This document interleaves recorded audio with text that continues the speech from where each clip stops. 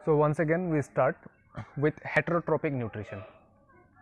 तो देखिए बात ऐसा है, हम लोग ऑटोट्रोपिक न्यूट्रिशन के बारे में ऑलरेडी बहुत कुछ चीज़ डिस्कस कर चुका है कि कैसे ऑटोट्रोपिक न्यूट्रिशन होता है, उसमें कौन कौन सा प्रोसेसेस होता है, फोटोसिंथेसिस जनरली, फोटोसिंथेसिस में फिर कौन सा मैकेनिज्म है, dark reaction, light reaction, very much everything we have discussed in autotrophic mode of nutrition. और हम लोगों को पता भी चल गया autotrophic mode of nutrition maximum या 99.9% जो है वो प्लांट ही एग्जिबिट करता है, बाकी तो ऐसा कुछ है नहीं। फिर भी आपको माइक्रोस्कोपिक लेवल में कुछ मिल जाएगा, we leave that part. Now you see what is the heterotropic mode of nutrition. ये बहुत important है because in our earth including us बहुत सारा ऑर्गेनिज्म है जो हेटेरोट्रोपिक मोड ऑफ न्यूट्रिशन शो करता है।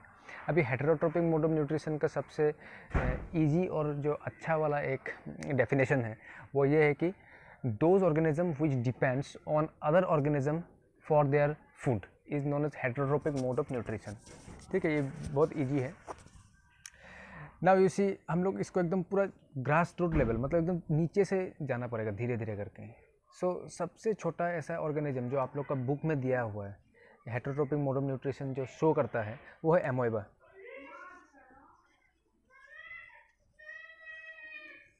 It is a unicellular micro organism which come under myxomycetes sub class. वो बड़ा क्लास में मिलेगा, वो सब आप लोग जानने की जरूरत नहीं, बस इतना याद रखिए कि ये एक छोटा सा माइक्रो ऑर्गेनिज्म है, यूनिसेलुलर ऑर्गेनिज्म। लेकिन यूनिसेलुलर ऑर्गेनिज्म होने का बावजूद भी ये दूसरा का ऊपर में डिपेंडेंट रहता है या फिर डिपेंड रहता है, जिसलिए उसका मोड ऑफ न्यूट्रिशन हो गया हेटेरोट्रोपिक न्यूट्रिशन। ठीक है, इसके स्ट्रक्चर को बनाते हुए हम लोग इसको अगर डिस्कस करेगा तो ज़्यादा अच्छा रहेगा। सबसे पहले देखिए, मैं ज़्यादा लंबा चौड़ा खींचने वाला नहीं हूँ, एकदम कॉन्सेप्चुअली बताऊँगा और इसका जो नोट्स है मैं आप लोग को दे दूँगा वो गूगल क्लासरूम का थ्रू, जिससे आप लोग को मिल जाएगा। लेकिन चीज़ को समझना ज़रूरी है। At first what will happen, जैसे कि ये एक एमोइबा है, इसका न्यूक्लियस है बीच में। सपोज इसका सामने में कोई एक छोटा सा फूड पार्टिकल आके टकराया, तब क्या होगा? जैसे ही ये फूड पार्टिकल इसका साथ में टकराएगा उसी समय में इसका अंदर में कुछ केमिकल चेंजेस होगा, और केमिकल चेंज होने का साथ ही साथ ये एमोइबा को पता चल जाएगा कि उसका सामने में कुछ फूड पार्टिकल है और उसको खाने के लिए आगे बढ़ेगा। लेकिन कैसे खाएगा? खाने का एक तरीका है।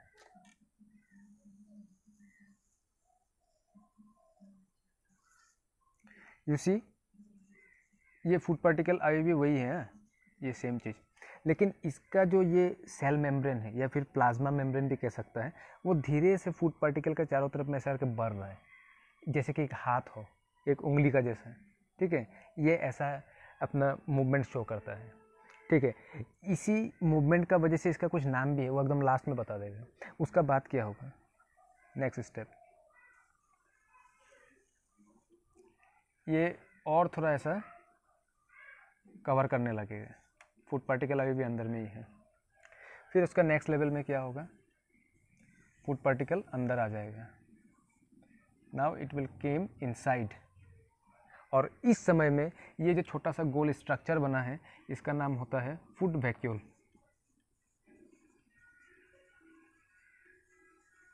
ठीक है, अभी ये फूड वैक्यूल को क्या करेगा, ये इधर में different types of cell organelle है, लाइसोसोम, एंडोप्लाज्मिक रेटिकुलम, बहुत कुछ। तो क्या होगा, डिफरेंट टाइप्स ऑफ एंजाइम वो सब से निकल के ये फूड वैक्यूल का अंदर में घुसेगा। घुसने के बाद खास करके लाइसोसोम रिलीज करता है हाइड्रोलेस एंजाइम। ठीक है, तो उसका वजह से ये फूड पार्टिकल क्या होगा, अंदर में पूरा ब्रेक डाउन हो जाएगा, छोटा छोटा टुकड़ा हो जाएगा। टुकड़ा होने के बाद क्या होता है, नेक्स्ट स्टेप में जो एमोइबा है उसका अंदर में जो फूड वैक्यूल है, इसका अंदर में जो अभी डाइजेशन हो चुका है, डाइजेशन होने के बाद जो फूड पार्टिकल बहुत स्मॉल हो गया, वो सब ये एमोइबा एब्जॉर्ब कर लेगा अपना अंदर में। It will absorb. After that जो चीज़ वो एब्जॉर्ब नहीं कर पाएगा, ठीक है, जैसे कि हम लोग में भी होता है ना, हम लोग खाना खाता है, डाइजेशन होता है, एब्जॉर्प्शन होता है, एसिमिलेशन होता है, उसके बाद जो डाइजेस्ट नहीं होता है लार्ज इंटेस्टाइन में उसको एकोमुलेट होने के बाद हम लोग उसको क्या कर देते हैं, एक्सक्रीट आउट कर देता है, मतलब ठीक है, टॉयलेट का थ्रू। तो ठीक है, लास्ट में क्या होगा, इसका जो प्रोसेस है ये फूड वैक्यूल धीरे से बाहर ऐसे ये रिलीज़ कर देगा। ये थोड़ा सा इसका वेस्ट हो गया, waste material.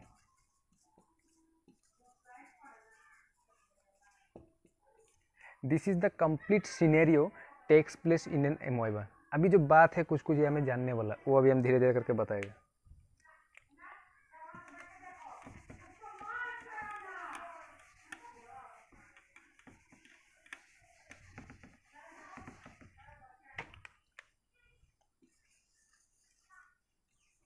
Suppose this is एमोइबा, इसका प्लाज्मा मेम्ब्रेन जो है ऐसा फोल्ड होता है, फूड पार्टिकल का तरफ अट्रैक्ट होता है। That means plasma membrane is movable. That is why the plasma membrane और the cell membrane of the amoeba और amoeba like organism is known as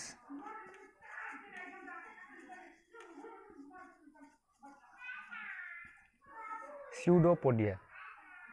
यहाँ से यहाँ तक का मीनिंग अलग, यहाँ से यहाँ तक का मीनिंग अलग। स्यूडो मतलब फॉल्स साइंस का भाषा में, पोडिया मतलब पैर, पाँव, हाथ, कुछ भी बोल सकता है। ये हाथ पाँव का जैसा काम कर रहा है, इसीलिए इसको बोलते हैं स्यूडोपोडिया।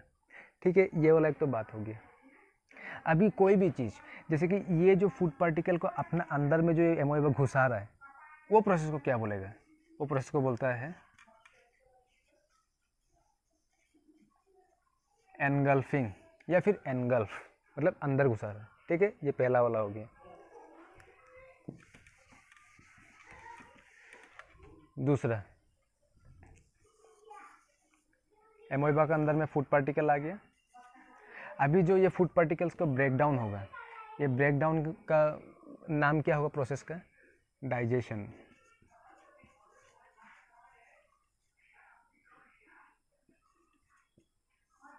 डाइजेशन का बाद होता है क्या? एब्जॉर्प्शन। एब्जॉर्प्शन होगा।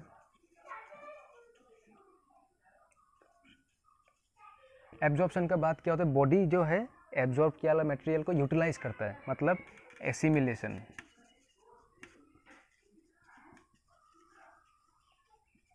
एसिमिलेशन भी हो गया, और उसके बाद जो लास्ट बच गया, जो चीज़ अभी एब्जॉर्ब नहीं हो सकते, उसको हम लोग क्या करता है? Excrete out. That mean excretion. तो देखिए, एक छोटा सा माइक्रो ऑर्गेनिज्म, ये इतना 1 2 3 4 तो लिखा। पहला वाला एक था एनगल्फिंग, अपना अंदर घुसाने वाला। 5 प्रोसेस को शो करता है for the process of their nutrition, same to same human being. इसीलिए देखो, इसीलिए इसमें सबसे इम्पोर्टेंट बात जो है, एक एमोइबा क्यों ना हो या फिर एक आदमी क्यों ना हो, दोनों का जो हेटेरोट्रोपिक मोड ऑफ न्यूट्रिशन है, लेकिन वो होने का बावजूद भी दोनों का एक कॉमन चीज़ है। अगर बोलेगा कि what is the mode of taking nutrition, वो कौन सा मोड से न्यूट्रिशन टेक कर रहा है, ये तो हो गया, वो हेटेरोट्रोपिक है, वो लोग दूसरा को डिपेंडेंट है। लेकिन कौन सा मोड से ले रहे हैं, जैसे कि हम लोग अपना मुंह में खाना घुसा रहे हैं, लेकिन ये लोग क्या करते हैं? बाहर से अपना अंदर ही घुसा रहे हैं। मुंह तो नहीं है, लेकिन अपना अंदर घुसा रहे हैं। इसीलिए ह्यूमन बींग हो या फिर एमोइबा हो या फिर घास खाने वाला बकरी हो या फिर हिरन हो, कुछ भी हो, ऐसा वाला ऑर्गेनिज्म का जो मोड ऑफ न्यूट्रिशन होता है ना, वे ऑफ टेकिंग फूड, उसको बोलता है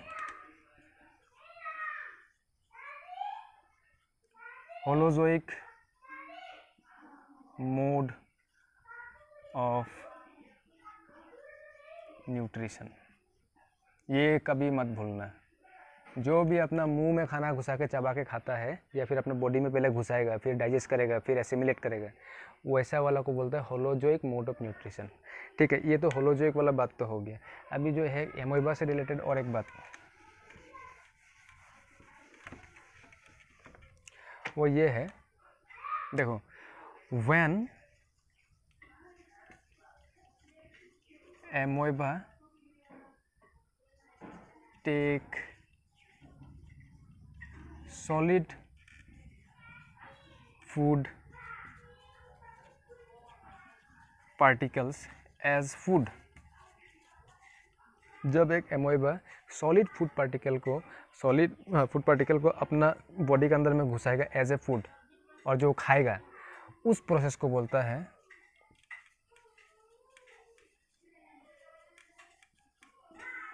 फैगोसाइटोसिस।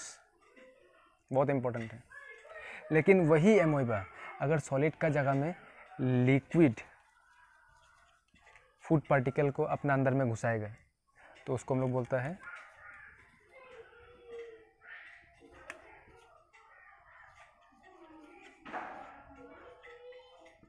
पिनोसाइटोसिस। मतलब सेल ड्रिंकिंग, पानी पी रहा है सेल, खाना खा रहा है सेल, ऐसा वाला। इसको याद रखना हमेशा।